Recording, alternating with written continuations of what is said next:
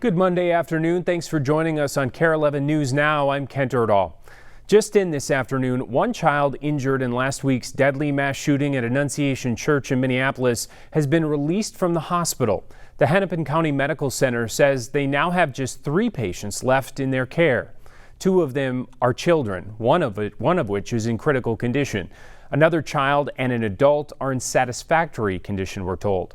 Meantime, happening right now, young people are rallying against gun violence at the Minnesota State Capitol. They're calling for a special session in Minnesota to pass an assault weapons ban in our state. According to a source close to Governor Walz, he is trying to make one of those special sessions happen, but it's not yet clear if he will. Meantime, tomorrow, several Twin Cities mayors will be calling for a change to a state law that bans cities from enacting their own gun reforms. The shooting at Annunciation is also sparking broader conversations about whether the state should provide more money to secure private schools. Here's Danny with reaction from faith groups and lawmakers. In 2023, a shooting at a Christian school in Nashville prompted the Minnesota Catholic Conference to write a letter to Governor Walz, saying we need to ensure that all of schools have the resources to respond to and prevent these attacks from happening to our schools. The Catholic Conference asked the legislature to include private schools in a state security grant and in the Safe Schools program, but that didn't happen. The 2023 letter resurfaced this week after the shooting at Annunciation Church and has sparked broader conversations among faith groups about how to protect private and religious schools. But these are all our kids, right? They're all our babies. Ethan Roberts with the Jewish Community Relations Council has worked side by side at the Capitol with the Minnesota Catholic Conference, asking for more security funding. There's just so much need, and it just gets worse every day. And so we're looking to the government to be they are a partner already, but to do even more. The state is already providing more than $100 million in aid to private school students in the next budget. DFL Representative Cheryl Youakim, the House Education Finance co-chair, worked with Republicans this session to prevent cutting that private school aid. We made sure that stayed in place this year, and they're always part of our conversations because they're all of our students. A spokesperson for Walz said private schools are also eligible for school safety center resources, including trainings, and that the governor will work with all groups to keep kids safe. Meanwhile, House GOP floor leader Harry Niska said his caucus will prioritize the issue as well. Private schools in Minnesota have been asking about getting equal school funding, and there are other issues about school safety that we have to address. Danny Spiewak, KARE 11 News. Today we're also learning Weston Halsney, a 10-year-old boy who shared the story of his friend jumping on top of him to save him during the shooting, will undergo surgery. In that first interview with Weston, he described gunpowder on his neck, but it turns out it is much more serious.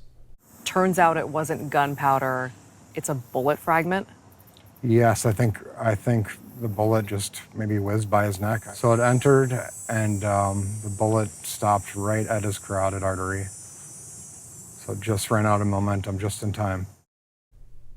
Well, this weekend marked the first Sunday Mass for Annunciation since last week's deadly shooting. And as families come for spiritual healing, the physical and emotional healing is only just beginning. Joe McCoy was at Annunciation and has more.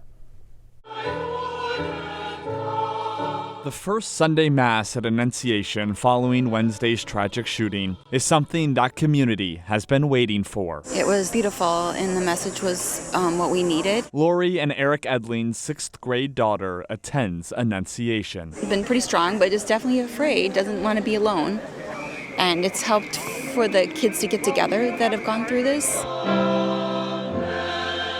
This Mass bringing a feeling of unity through a shared pain, waiting for the darkness to be washed away. We welcome the dawn of a new day here at Annunciation. We welcome the light of a new day. Annunciation's pastor, Father Dennis Zarin, presided over Sunday's Mass inside the school's auditorium since the church is still closed. He was also presiding on Wednesday when 8-year-old Fletcher Merkel and 10-year-old Harper Moisky were killed. Harper and Fletcher will always be that rock underneath us that keeps our hands raised in prayer seeking for good, fighting for good. The Edlings say they are taking things day by day right now, and that their daughter and her classmates are each at different stages in their healing journey. We went to Our Lady of Grace that hosted counselors, and that really has helped her, and we're going to get her some counseling.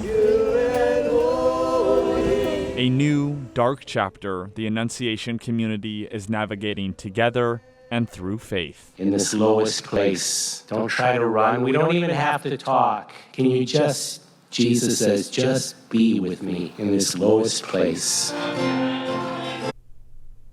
Starting tomorrow, the St. Paul Police Department is offering an officer presence outside every public and private school within the city. The department says the move is to help bolster a sense of safety and security following the Annunciation school shooting.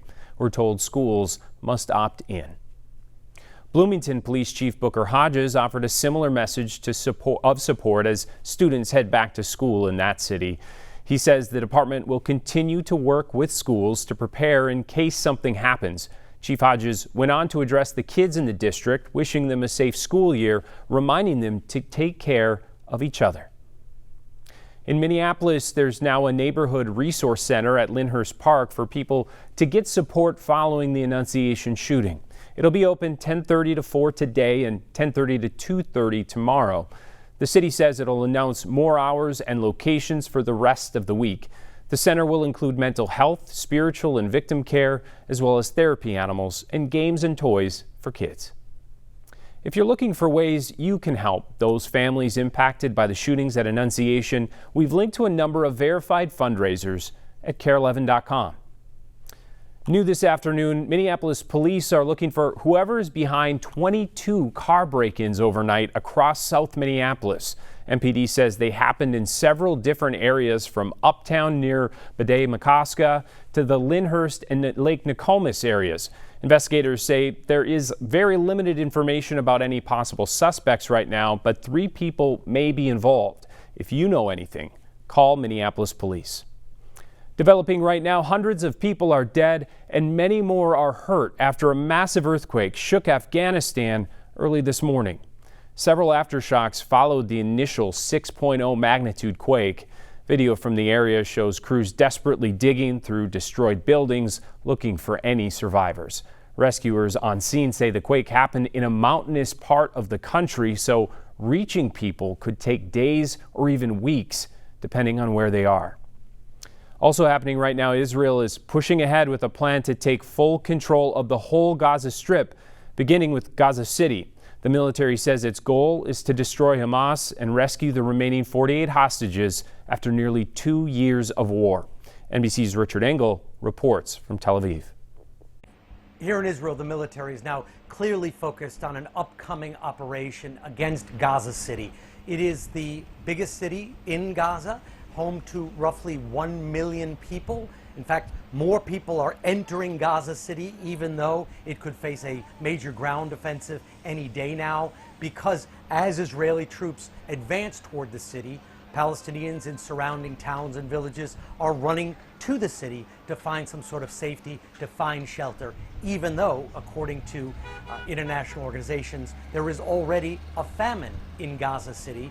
But that is the focus right now of the Israeli military offensive, an offensive that is intensifying. Over this weekend, the Israeli military says that in a strike it carried out, it killed Hamas's main spokesman, known as by his nom de guerre, Abu Obaida. He was one of the most well-known Hamas figures still alive. Hamas has not commented on his apparent death.